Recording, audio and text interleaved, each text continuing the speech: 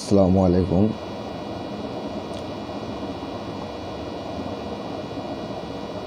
ভারতীয় tourist visa পুনরায় চালু করা হয়েছে। গত 2 বছর যাবৎ ভারতীয় ভিসা, ট্যুরিস্ট ভিসা যেটা বন্ধ ছিল, পুনরায় ট্যুরিস্ট ভিসা চালু করার কারণে দেখছি বাংলাদেশের ভারতীয় কিছু দালালরা উচ্ছ্বাসিত, আনন্দিত। তার সাথে কলকাতার ব্যবসায়ীরাও অনেক আনন্দিত। দীর্ঘ 2 বছর আমাদের কোনো ট্যুরিস্ট ভিসা ছিল না, যার কারণে আমাদের যাওয়ার প্রয়োজন পড়ে নাই, হয় না। আশা করছি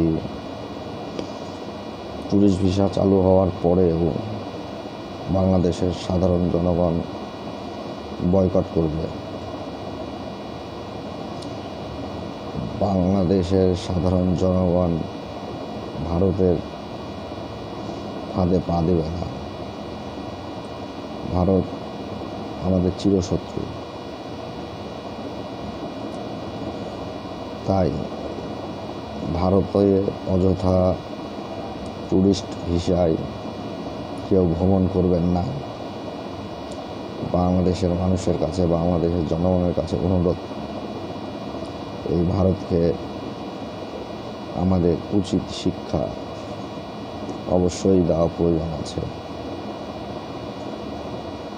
আজকে ট্যুরিস্ট ভিসা চালু হওয়ার জন্য বাংলাদেশের নানা মিডিয়া, টিভি চ্যানেল নানা ধরনের গুজব, উচ্ছ্বাসিত, আনন্দিত প্রকাশ করছে। কিন্তু তারা দীর্ঘ 2 বছর যে ট্যুরিস্ট ভিসা বন্ধ ছিল বা কেন বন্ধ ছিল, কারণ কি, সেগুলো বিষয়ে কোনো তাদের বিস্তারিত ব্যাখ্যা দেয়নি। বাংলাদেশের গণমাধ্যম, টিভি চ্যানেল,